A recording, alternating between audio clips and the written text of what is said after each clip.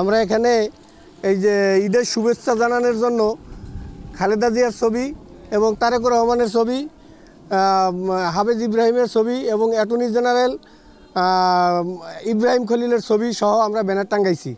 এই ব্যানার রাতের অন্ধকারে এই সিনিয়র আহ্বায়ক, দেউলা ইউনিয়নের সিনিয়র আহ্বায়ক খোরশেদ খাঁর মাধ্যমে এই ছবিগুলো ছিঁড়ে ফেলা হয়েছে।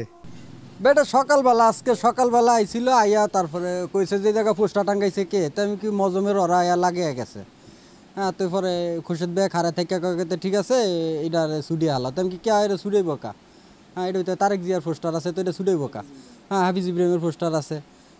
হ্যাঁ, এখানে বাজারে পশ্চিমাতে ওখানে একটা ব্যানার লাগানো ছিল, তারেক রহমান ছিল, হাফিজ ইব্রাহিম সাহেবের ছবি ছিল, আর ছিল অ্যাটর্নি জেনারেল ইব্রাহিম খলিল।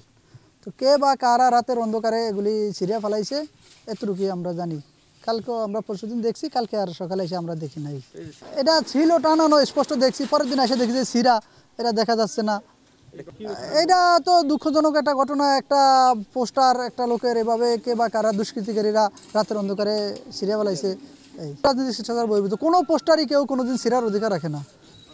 বলো, ইব্রাহিম ভাইয়ের মানিদান ছবি আছে, ঈদের শুভেচ্ছা জানাইছে হাফেজ ইব্রাহিমের শুদ্ধে, কেরা জানি সিরিয়াল আছে তা বলতে পারে না।